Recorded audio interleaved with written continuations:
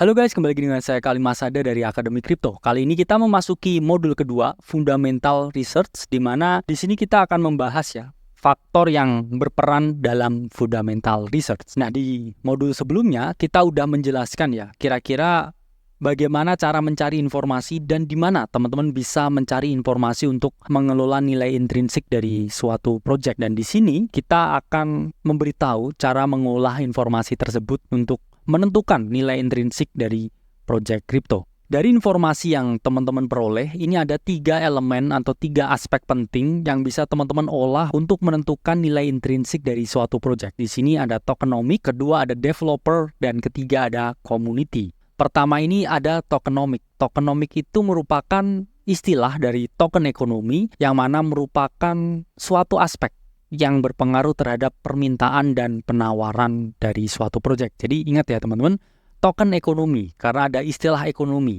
Teman-teman ingat ada permintaan dan juga penawaran di dalam ekonomi. Karena di sini semua proyek kripto itu adalah perusahaan teknologi, seperti yang sudah kita jelaskan sebelumnya. Jadi jangan menyamakan nilai intrinsik dengan nilai pasar, karena itu dua hal yang berbeda. Bisa saja suatu project ini undervalue atau bisa saja project ini overvalue. Jadi di situ teman-teman bisa menilai kira-kira mana sih project yang masih undervalue untuk bisa teman-teman investasikan. Jangan samakan harga pasar dengan nilai intrinsik, karena itu dua hal yang berbeda. Karena di kripto ini banyak sekali project yang hanya istilahnya overhype, naik karena pom-pom, naik karena community, atau naik karena di-endorse oleh personality tertentu. Jadi selalu utamakan nilai intrinsik ketika teman-teman di sini role modelnya ini adalah fundamental. It's all about intrinsic value. Itulah kenapa kalau teman-teman lihat Ethereum sebagai salah satu big coins big asset di kripto, itu revenue-nya itu sejajar dengan perusahaan-perusahaan besar seperti Microsoft, Adobe, bahkan Meta. Sehingga jaringan yang dimiliki Ethereum it's more valuable than you think. Itulah kenapa Ethereum harganya itu relatif stabil cycle to cycle dan gak pernah mati. Karena memang networknya itu sangat valuable untuk para developer Web3 membangun dApps atau decentralized application di atas jaringan Ethereum. Dan kalau kita lihat dari segi protokol secara revenue, Ethereum itu selalu jadi nomor 1 atau yang paling tinggi dibandingkan dengan ekosistem lain, dibandingkan dengan layer 1 lain. Ethereum is king of altcoin karena banyak sekali koin-koin yang dibangun di atas jaringan Ethereum. Jadi Ethereum bisa menjadi salah satu safe bet investment menemani Bitcoin di main market. Kedua, teman-teman harus memperhatikan developer. Jadi, apa sih developer itu? Developer itu adalah pihak yang membangun project crypto tertentu. Jadi, mereka yang melakukan programming, mereka yang melakukan coding, mereka yang melakukan marketing, mereka yang melakukan listing di berbagai centralized exchange atau CEX. Jadi, memang developer memiliki peran yang sangat penting karena developer ini yang memiliki projectnya dan kita yang berinvestasi di projectnya. Jadi adalah hubungan antara investor dan owner, sehingga teman-teman harus mengetahui siapa owner dari project ini. Karena kita adalah investor yang berinvestasi di sini mengharapkan imbal balik return atau keuntungan. Ada 2 jenis developer di kripto. Pertama adalah Anonymous Dev dan kedua adalah Dox Dev, di mana Anonymous Dev ini adalah developer yang tidak menjelaskan identitasnya. Mereka tidak disclose siapa mereka. Ini contohnya Bitcoin. Bitcoin ditemukan oleh Satoshi Nakamoto yang sampai sekarang kita nggak tahu Satoshi Nakamoto itu siapa. Ada juga Shiba Inu yang ditemukan oleh Ryoshi dan sampai sekarang tidak tahu identitas dari Ryoshi. Sementara Dox Dev ini adalah developer yang menunjukkan identitas asli mereka. Contohnya adalah Vitalik Buterin, kemudian ada juga Charles Hoskinson dari Cardano dan berbagai developer lain yang disclose identitas mereka. Jadi di sini di tabel bisa teman-teman lihat memang developer memiliki banyak fungsi. Mereka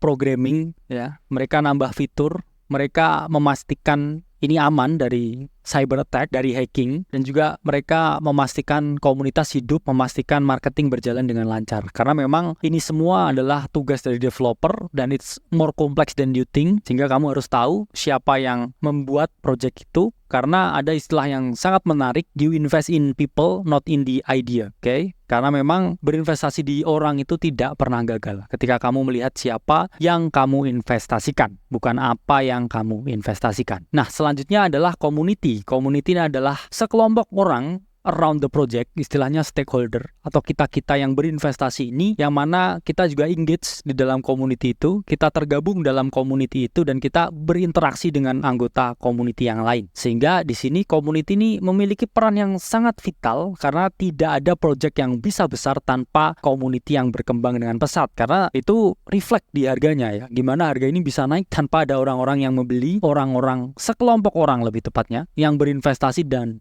hyping up the projects. Community memiliki berbagai peran penting. Pertama, ini mereka adalah buzzer. Kenapa? Karena ketika mereka udah berinvestasi dalam project tertentu, mereka akan istilahnya koar-koar ya, free marketing buat project. Dan kedua, pasti mereka akan mengajak orang lain untuk berinvestasi. Yuk beli A, yuk beli B, yuk beli C sebelum $1 misalkan. Jadi buzzer coin. Dan yang ketiga, ini mereka memastikan kalau kinerjanya developer ini bagus. Misal developer ini tidak bekerja sesuai dengan deadline, tidak sesuai dengan apa yang dijanjikan, ini pasti mereka akan koar-koar ya istilahnya untuk menyelesaikan project yang mereka bangun. Jadi kalau ada yang monggo, ini pasti community-nya teriak-teriak. Sehingga community memastikan kalau project ini berjalan dengan lancar dan developer memberikan apa yang mereka janjikan. Karena teman-teman di kripto ini lucu ya, mereka kadang memiliki nama sendiri ya untuk berbagai koin yang mereka dukung. Bitcoin ya ada Bitcoiner ya, XRP ada XRP Army,